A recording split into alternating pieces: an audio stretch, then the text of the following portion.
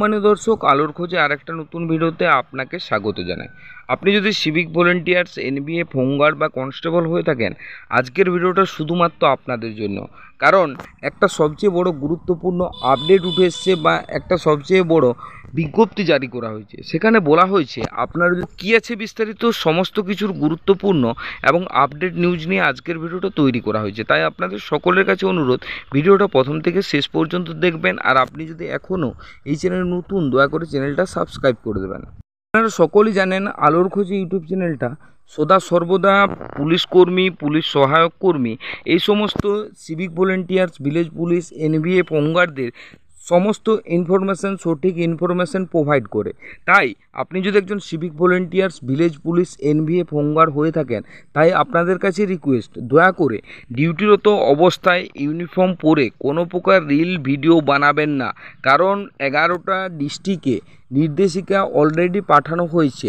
এই ডিস্ট্রিক্টে বলা হয়েছে, যদি আপনি কর্তব্যরত অবস্থায় যদি আপনি পোশাক পরে কোনো রিল ভিডিও বানান, সে না বলতে পারেন, সেক্ষেত্রে আপনার ক্ষেত্রে জরিমানা এবং শাস্তির মুখোমুখি হতে পারেন। তো কী আছে বিস্তারিত সমস্ত কিছু দেখে নিন। এই নিয়মটা কিন্তু শুধুমাত্র কনস্টেবল বা এনভিএফ, হোমগার্ডদের জন্য নয়, সিভিক ভলেন্টিয়ার্স, ভিলেজ পুলিশ, সমস্ত নিচুতলার কর্মী থেকে শুরু করে উঁচুতলার কর্মীদের। আপনারা সকলেই জানেন, পুলিশ ডিপার্টমেন্ট একটা ডিসিপ্লিন ডিপার্টমেন্ট। এখানে যারা কাজ করে তার সহযোগী কর্মী হয়ে থাকুক বা প্রত্যক্ষ বা পরোক্ষভাবে যেই কাজ করে থাকুক, যারা ইউনিফর্ম পরে ডিউটি করেন, তাদের ক্ষেত্রে এটা প্রযোজ্য। কী আছে বিস্তারিত চলুন দেখে নেওয়া যাক।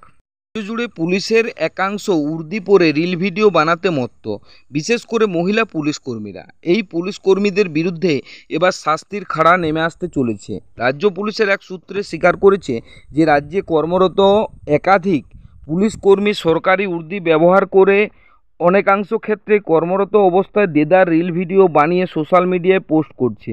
বিনোদনের পাশাপাশি অভিযুক্ত পুলিশ কর্মীদের একটি অংশ সরকারি উর্দি ব্যবহার করে পয়সা রোজগারের রাস্তায় নেমেছে। পুলিশের মতো একটা আইন শৃঙ্খলা পরায়ণ বাহিনী এই ধরনের আচরণ কোনো রকমেই বরদাস্ত করা হবে না। চলতি মাসের 7 তারিখে রাজ্য পুলিশের ডিজি রাজীব কুমারের কাছে লিখিত অভিযোগ জানিয়েছিল পূর্ব বর্ধমানের বাসিন্দা জনৈক দেবাশিস গোস্বামী। সেই অভিযোগের ভিত্তিতে সক্রিয় হয়েছে রাজ্য পুলিশ। ডিজিকে লিখিত অভিযোগ দেবাশিসবাবু জানিয়েছেন, রাজ্য পুলিশের এক শ্রেণীর কর্মী কর্মরত অবস্থায় উর্দি পরে রিল ভিডিও বানিয়ে সোশ্যাল মিডিয়ায় ছড়িয়ে দিচ্ছে। এটা মানুষের কাছে পুলিশ বাহিনীর সুনাম ও মর্যাদা ধ্বংস করছে। পুলিশের এই কাজ সরকারি চাকরির নিয়ম লঙ্ঘন করছে। আমার অনুরোধ, বিষয়টি খতিয়ে দেখে আপনি দ্রুত ব্যবস্থা নিন। এই অভিযোগ পাওয়ার পর ডিজি বিষয়টি খতিয়ে দেখতে নির্দেশ দেন রাজ্য পুলিশের এডিজি আর শিবকুমার এবং এডিজি সাউথ সুপ্রিম সরকারকে। বিষয়টি খতিয়ে দেখার পর 14 আগস্ট রাজ্য পুলিশের এডিজি সুপ্রিম সরকার জঙ্গিপুর, মুর্শিদাবাদ, কৃষ্ণনগর, রানাঘাট, বনগাঁ, বারাসাত, হাওড়া, বারুইপুর, সুন্দরবন এবং ডায়মন্ড হারবার পুলিশ জেলার মতো 11টি জেলায় এসপিদের ব্যবস্থা নেওয়ার নির্দেশ দিয়েছেন বলে জানা গিয়েছে।